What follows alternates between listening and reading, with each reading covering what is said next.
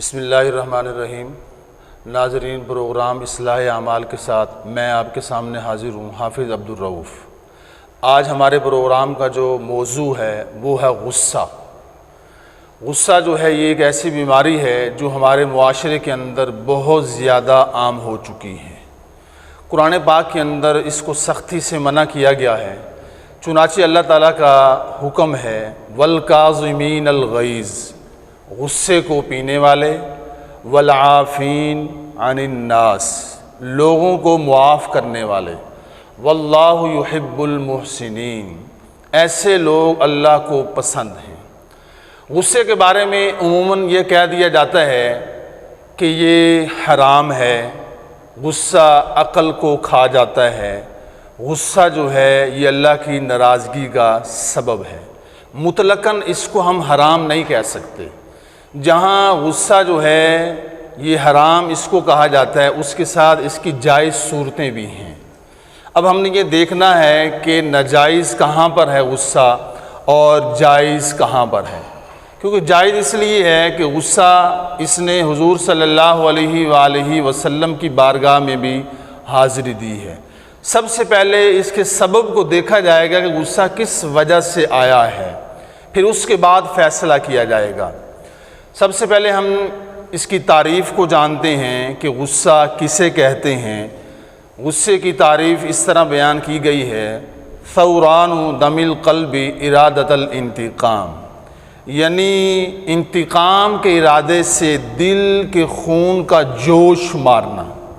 اب اس کی عام تعریف اس طرح کی جا سکتی ہے، یعنی کسی خلاف مرضی کام پر دل کی جو کیفیت بدل جاتی ہے اس کو ہم غصہ کہتے ہیں۔ مثلا اس کی چند صورتیں آپ کے سامنے بیان کرتا ہوں، کیفیت کیسے بدلتی ہے۔ مثلا کوئی شخص گھر میں آیا، اس نے جیسے ہی کھانا شروع کیا اس میں خلاف مرضی نمک بہت تیز تھا، اس وجہ سے غصہ آ گیا۔ کوئی شخص پیدل جا رہا تھا، پیچھے سے کسی گاڑی نے زور سے ہارن بجا دیا تو اس سے بھی دل کی کیفیت جو ہے وہ بدل گئی۔ اس کے علاوہ اور بھی بہت ساری اس کی مثالیں ہو سکتی ہیں۔ تو یہ اس کی تعریف تھی غصہ کسے کہتے ہیں۔ اس کی بنیادی طور پہ دو اقسام ہے غصے کی۔ پہلی قسم جو ہے وہ ہے حرام و ممنوع گناہ، یعنی حرام ہے، اور دوسری جو ہے وہ جائز مستحب باعث ثواب۔ تو اب ان دونوں صورتوں کی ہم تفصیل جانیں گے۔ سب سے پہلے ہم نے یہ دیکھنا ہے کہ غصہ کس وجہ سے آ رہا ہے۔ کیا اللہ اس کے رسول کی رضا کی خاطر آ رہا ہے، یا اپنے نفس کی مرضی جو ہے اس کے لیے آ رہا ہے؟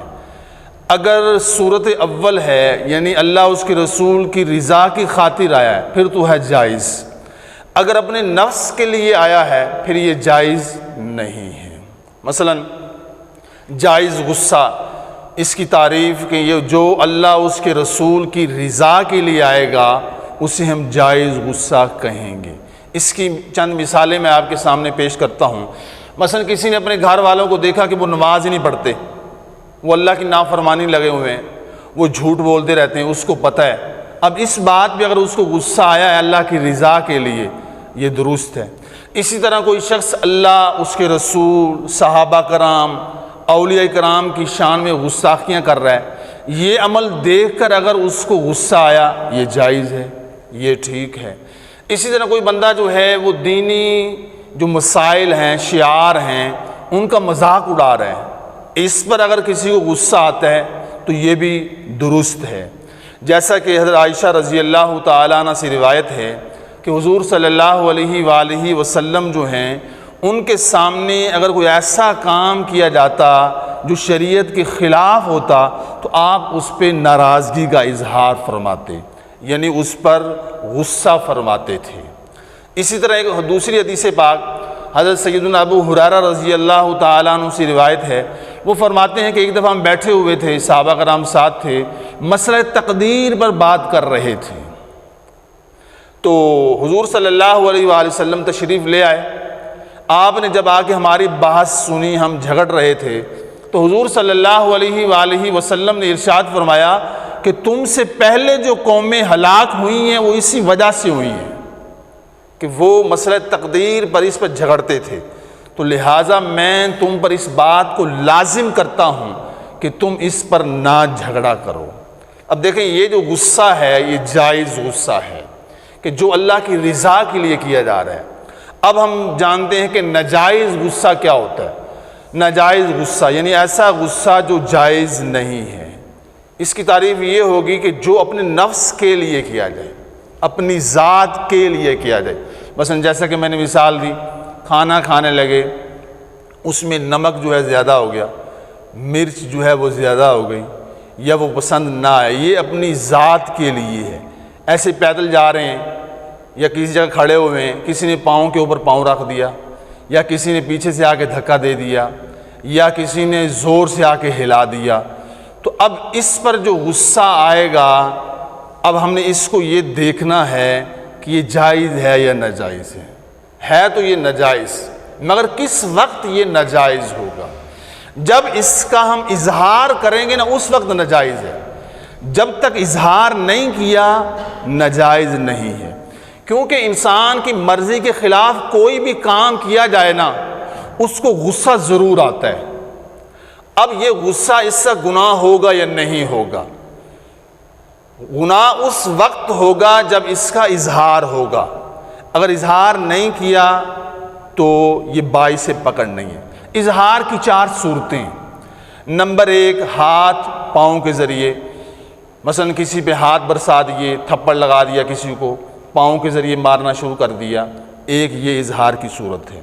دوسری ہے زبان کے ذریعے، جس پہ غصہ آیا اس کو گالیاں بکنی شروع کر دی۔ تیسرا اس کے اظہار کی صورت ہے آنکھ کے ذریعے، مثلا اس کو گھور کے دیکھنا شروع کر دیا۔ چوتھا ہے دل کے ذریعے، مثلا کوئی بندہ کسی سے لڑ تو نہیں سکتا مگر وہ دل ہی دل میں اس کو کوس رہا ہے، برا بھلا اس نے کہنا اس کو شروع کر دیا۔ تو یہ 4 صورتیں کہ اگر کسی کی خلاف مرضی کام ہوا ہے، اس کو غصہ آیا ہے، ان 4 صورتوں میں سے وہ کسی صورت کے ذریعے جب اظہار کرے گا تو پھر غصہ ناجائز حرام ہوگا۔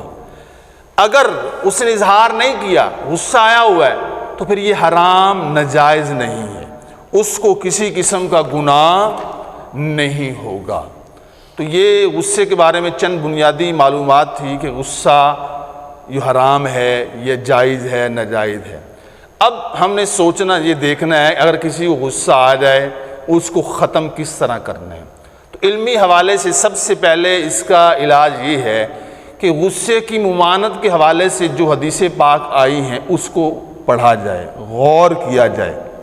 جیسا کہ ایک مرتبہ ایک شخص حضور صلی اللہ علیہ وآلہ وسلم کے پاس حاضر ہوا، اس نے عرض کی یا رسول اللہ مجھے کوئی نصیحت کریں مگر کم کریں جس کو میں یاد رکھ سکوں۔ تو آپ صلی اللہ علیہ وآلہ وسلم نے ارشاد فرمایا غصہ نہ کیا کرو۔ اس نے پھر کہا جی کوئی اور نصیحت کریں، آپ نے کئی مرتبہ یہی بات دہرائی۔ اسی طرح اس کا دوسرا جو علاج ہے وہ غصے کے نقصانات ہم دیکھیں کہ غصے کے نقصانات کیا ہیں۔ ایسی حدیث غور کریں کہ جس کے اندر غصے کا نقصان بیان کیا گیا۔ جیسا کہ ایک حدیث پاک حضرت بہزا بن حکیم رضی اللہ تعالیٰ عنہ سے روایت ہے، وہ فرماتے ہیں کہ رسول اللہ صلی اللہ علیہ وآلہ وسلم نے ارشاد فرمایا غصہ جو ہے ایمان کو اس طرح بگاڑ دیتا ہے جیسے ایلوا جو ہے یہ شہد کو خراب کر دیتا ہے۔ ایلوا جو ہے ایک لیسدار مادہ ہوتا ہے، اگر اس کا ایک قطرہ بھی شہد میں گر جائے سارا شہد جو ہے وہ خراب ہو جاتا ہے۔ تو ایسے ہی غصہ جب انسان میں آ جاتا ہے تو وہ اس کے ایمان کو خراب کرنا شروع کر دیتا ہے، اس کو کوئی سمجھ نہیں آتی کہ میں نے اب کیا کرنا ہے۔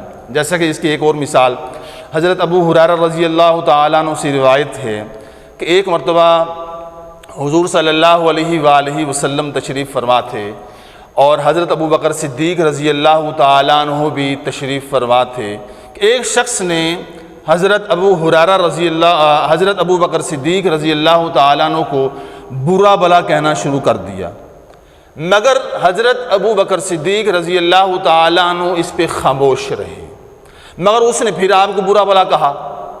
تو حضور صلی اللہ علیہ وسلم آپ کے صبر پر تعجب اور تبسم فرما رہے تھے۔